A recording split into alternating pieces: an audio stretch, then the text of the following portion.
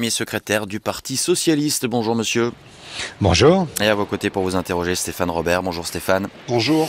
Une première question, monsieur Faure, concernant le second tour des municipales. Même si on a parfois du mal à bien saisir le jeu des alliances dans les situations diverges d'une ville à l'autre, pour autant, on le voit à Lyon, à Marseille, à Bordeaux, à Toulouse. Les Verts apparaissent aujourd'hui comme la force politique la mieux susceptible de rassembler à gauche. Est-ce que le Parti Socialiste est en train, malgré lui, de passer la main aux écologistes ? Mais vous avez une vision qui est une vision datée, une vision qui correspond à l'idée qu'il y aurait des partis politiques qui s'affronteraient, et moi je vois exactement l'inverse, je vois un bloc social et écologique qui se forme, et regardez ce qui se passe, vous avez cité 4 villes, d'abord vous devriez comprendre qu'à Marseille c'est une candidate qui était la candidate du printemps marseillais qui était au premier tour, les écologistes étaient face à cette liste-là, et c'est eux qui se sont ralliés à cette liste commune au second tour. Mais regardez ce qui se passe à Montpellier, à Nancy, ce qui se passe à Saint-Denis, ce qui se passe à Saint-Ouen, ce qui se passe à Châtillon, ce qui se passe... Bref, partout, à Paris, à Rennes, à Nantes, à Clermont-Ferrand, il y a aujourd'hui dans toute la France des listes qui sont des listes communes et qui sont des listes qui permettent de relever le défi de la sociale écologie, faire en sorte que on puisse mêler enfin la question sociale à la question environnementale et faire en sorte que face aux mêmes prédateurs et pour défendre les mêmes victimes, nous soyons ensemble au premier rang et à la hauteur du moment dans lequel nous sommes. Vous avez cité beaucoup de villes, à l'exception tout de même de Lille et du Havre, où là les listes communes, ça a l'air tout de même plus compliqué. Oui, il y a toujours un arbre pour cacher la forêt. Et donc, vous vous intéressez aux arbres, je m'intéresse à la forêt. Question Stéphane Robert. Je vais quand même citer, il y a Europe Écologie Les Verts qui a organisé ce matin une conférence de presse avec leurs candidats aux élections municipales, et notamment avec Stéphane Bally, qui est l'adversaire de Martine Aubry à Lille. Et je vais vous citer ce qu'il a dit ce matin. « L'écologie politique est, selon lui, le mouvement émancipateur du XXIe siècle, comme le socialisme l'a été le siècle dernier. » Est-ce que vous êtes le parti du passé ? Écoutez, on vient de vivre une crise terrible et qui va maintenant muter en crise non plus sanitaire, mais en crise économique et sociale. Est-ce que vous croyez vraiment que la question sociale a disparu ? Est-ce que vous pensez vraiment que nous avons trop de droits et que nous sommes trop protégés ? Est-ce que vous pensez que ceux qui sont les fameux ubérisés vont aujourd'hui trouver matière à satisfaction dans le monde dans lequel nous vivons ? Moi, je vous réponds que non. Que non, et que donc, évidemment, la gauche a encore quelque chose à dire au monde. Et quand on voit la question, y compris de son organisation, non seulement au plan national, au plan européen, au plan mondial, l'évidence, c'est que nous avons aujourd'hui besoin d'une parole forte qui soit une parole de conquête à nouveau dans le domaine social, dans le domaine des libertés publiques, dans le domaine écologique, évidemment. Et qu'est-ce qu'il faut faire aujourd'hui ? C'est pas opposer. On ne demande pas une alternance entre le social et l'écologie. Moi, je demande une complémentarité. Je demande à ce que des forces qui ont tout à faire ensemble puissent se retrouver. Je reprends mon exemple de tout à l'heure sur les victimes et sur les prédateurs. Qui sont aujourd'hui les grands prédateurs sur le plan social et sur le plan écologique ? Les grands groupes qui pensent que les profits valent mieux que tout le reste. Qui sont les victimes à la fois du réchauffement climatique et en même temps de ces grands groupes financiers ?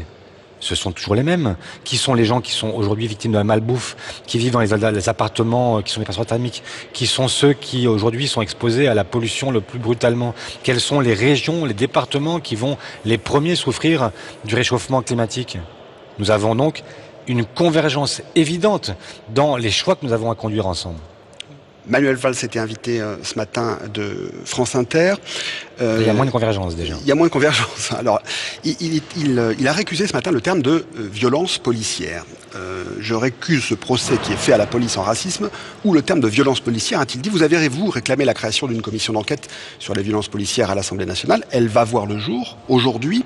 Est-ce qu'il a tort là-dessus, Manuel Valls ? Mais quand on est un grand parti de gouvernement, eh bien, on s'affronte aux sujets qui sont ceux qu'on a devant soi. Que vous ayez aujourd'hui 20 à 30% de la population qui est pas de sa propre police, c'est un problème. Bien sûr, ce n'est pas majoritaire. Mais est-ce que vous trouvez normal qu'il y ait des gens aujourd'hui qui, quand ils voient un policier, se mettent à courir ? Moi, je trouve que c'est inquiétant. Et je veux réconcilier les Français avec leur police. Comment est-ce qu'on le fait ? Eh bien, on regarde tout simplement quelles sont les conditions aujourd'hui du recrutement, de la formation, Puis après, ensuite, quelles sont les conditions du maintien de l'ordre? Pourquoi est-ce qu'en France, on fait ce qu'on ne fait nulle part ailleurs en Europe? Est-ce que vous trouvez normal que quand vous avez un enfant qui est lycéen, quand il est en train de mettre des poubelles devant son lycée pour l'occuper, il puisse se prendre une balle de LBD et revenir éborgné? Moi, je ne trouve pas ça normal. Je ne trouve pas normal qu'on utilise des grenades de désencerclement là où les Allemands utilisent des chars à eau qui permettent de tenir à distance les manifestants.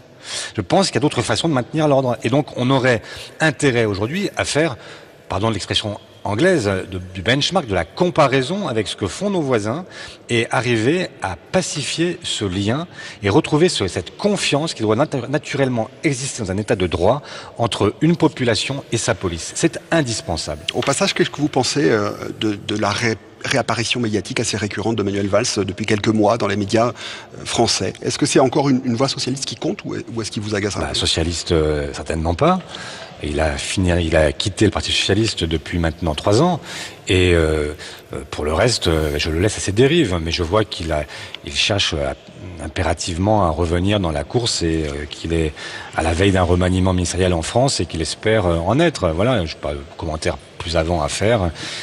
Ce qu'il fait ne nous regarde plus. Une dernière chose, peut-être, l'affaire Fillon a ressurgi politiquement avec les déclarations de la procureure du parquet national financier, Eliane Houlette. Elle a évoqué des pressions de la part de sa hiérarchie il y a 3 ans et de ce fait a instillé le doute sur une intervention du pouvoir politique de l'époque, qui était François Hollande, le président socialiste.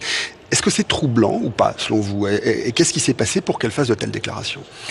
Je n'en sais rien, il faudrait l'interroger. En plus, elle a fait des déclarations contradictoires à quelques jours d'intervalle.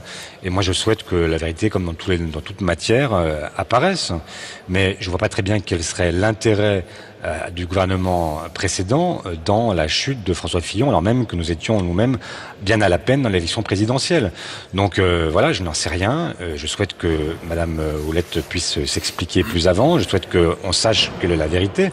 Mais je voudrais surtout pas que cette affaire qu'on sort et qui est l'affaire dans l'affaire fasse disparaître le vrai sujet. Et le vrai sujet qui a intéressé et qui a d'une certaine façon disqualifié François Fillon dans l'élection présidentielle, c'est de savoir si cet homme était un homme qui pouvait se parer de toutes les vertus, qui avait dit, pour disqualifier Nicolas Sarkozy, que est-ce qu'on imagine le général de Gaulle mis en examen, et qui lui-même a été mis en examen pour des faits qui sont des faits graves, c'est-à-dire un enrichissement sans cause, avec une femme qui aurait été, selon toute vraisemblance, mais enfin, on n'en sait rien, ça n'est pas jugé. On n'a pas encore le jugement. On n'a pas encore le jugement, et donc gardons-lui la présomption d'innocence. Et on s'arrêtera par ces mots. Merci Olivier Faure, premier secrétaire du Parti socialiste, d'avoir répondu à notre invitation.